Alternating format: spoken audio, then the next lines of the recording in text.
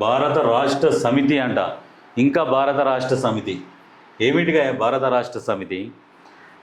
మరి భారత రాష్ట్ర సమితి అన్న వాళ్ళు జై తెలంగాణ ఎందుకంటారు? జై తెలంగాణ వచ్చింది పాయ 10 సంవత్సరాలు కుప్ప మీద కూర్చుంటారు, కుప్ప మొత్తం తోలుచుక తింటారు, అయిపోయాయి. మళ్ళీ ఇంకా మీదికి జై తెలంగాణ. ఈయనంట కేంద్రానికి లేఖ రాసిండంట. ఏమని రాసిండు? గ్యాస్ రేటు తగ్గియాలని చెప్పేసి రాసిండు. గ్యాస్ ధరలను వెనక్కి తీసుకోవాలని రాసిండు.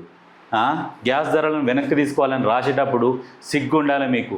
గతంలో కరోనా వచ్చి అంతా అయిపోయినాక అన్ని రాష్ట్రాలు పెట్రోల్ మీద ధరలు తగ్గించినాయి, 10 రూపాయలు తగ్గించినాయి. తగ్గించినప్పుడు మిమ్మల్ని తగ్గియమంటే ఏమన్నారు? మేము తగ్గియమంతే అని మాట్లాడినావు. సిగ్గు లేకుండా ఇప్పుడు మళ్ళీ లెటర్ రాస్తున్నారు మీరు. ఏమన్నా సిగ్గుందా? ఇంకా తక్కువ చేయమని మీరు రాసేది. మీరు అధికారంలో ఉన్నప్పుడు కరెంటు బిల్లులు పెంచుకుంటూ పోతే విపరీతంగా అదుపు లేకుండా. ఇప్పుడంటే గ్యాస్ రేట్ అంటే తగ్గియాలని లెటర్ రాస్తున్నాడు. ఆ రాస్తందుకన్నా సిగ్గుండాలి. నిజంగా గులాబీ కలరు ఎంత ఇకారంగా ఉంటుంది అంటే అంత ఇకారంగా ఉంటుంది ఆ కలరు. ఇక ఏంటంటే ఉద్యమంలో కొట్లాడుతున్నారు అని చెప్పేసి అందరూ ఏదో సపోర్ట్ చేశారు, కానీ ఆ జెండా మెడలేసుకుంటందుకు కూడా సిగ్గు అనిపించేది. ఇది ఏ పేపర్? ఇది తెలంగాణ న్యూస్ టుడే అనట. అమెరికాలో స్థిరపడనున్న గులాబీ బాస్ ప్రత్యక్ష రాజకీయాలకు రిటైర్మెంట్. అమెరికాలో స్థిరపడనున్న గులాబీ బాస్ ప్రత్యక్ష రాజకీయాలకు రిటైర్మెంట్ ఇవ్వనున్నట్లు విశ్వసనీయ సమాచారం. న్యూయార్క్లో చింతలపూడి శకుంతలాదేవితో ఇంటి పక్కన కొత్త ఇల్లు కొనుగోలు. పెళ్లి కాకముందు నుండి శకుంతలాదేవితో కేసీఆర్ క్లోజ్ ఫ్రెండ్షిప్. 2001లోనే శకుంతలాదేవిని సిద్దిపేట నుండి అమెరికా పంపించిన గులాబీ బాస్ నాటి నుండి నేటి వరకు ప్రతి దసరా పండక్కి ఎర్రవెల్లి ఫామ్ హౌస్కు వచ్చి వెళ్తున్న శకుంతలాదేవి కేసీఆర్ సహకారంతో న్యూయార్క్లో వివిధ వ్యాపార సంస్థలను స్థాపించినట్లు తెలుస్తుంది. ఇట్లా ఉంటాయి పెట్టుబడులు. ఇక ఎక్కడెక్కడో చుట్టరికాలు కలుపుకోవాలి, పెట్టుబడులు పెట్టాలి, ముక్కుల్లో కొట్టాలి. ఇంకొకటి ఒక న్యూస్ కూడా ఉన్నది. ఏంటంటే అమెరికాలో ఐలాండ్ కూడా కొన్నారన్నట్టు సమాచారం ఉన్నది. అమెరికాలో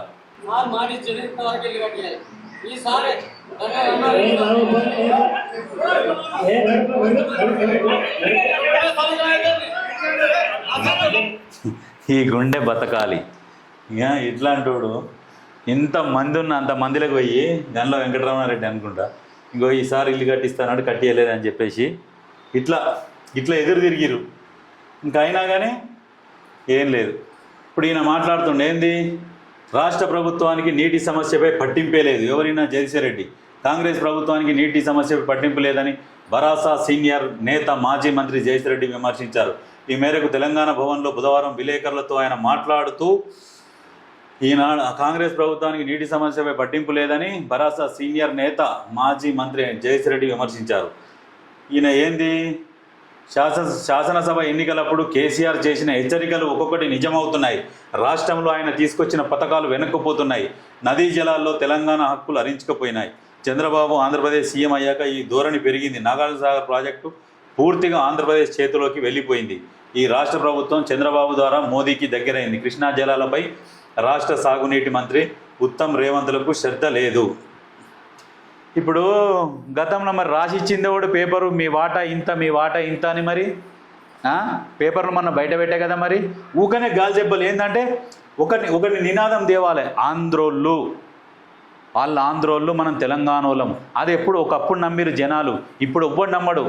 మడత పెట్టి కొడతారు. ఇప్పుడు ఇట్లాంటి రెచ్చగొట్టే వ్యాఖ్యలు చేస్తే అప్పుడు మీ ఎమ్మటి ఉన్నది అసలైన ఉద్యమకారులు, తెగించి కొట్లాడిన వాళ్ళు ఉన్నారు. ఇప్పుడు మీ ఎమ్మటి ఉన్నది ఎవరు? ఉద్యమకారులు లేరు, ఉద్యమకారులు ఉన్నారు. ఉద్యమకారులు అందరూ ఇప్పుడు వేరే పార్టీలలోకి వెళ్ళిపోయారు. మీ దగ్గర ఎవరు లేరు. మీ దగ్గర ఉన్నది మొత్తం ఉద్యమకారులే ఉన్నారు. ఆ ఉద్యమకారులను పట్టుకొని ఇట్లాంటి రెచ్చగొడితే వాళ్ళు ఫస్ట్ పైసలు తీసుకొని జోలు నింపుకొని ఫస్ట్ అవతల పడేటోళ్ళు.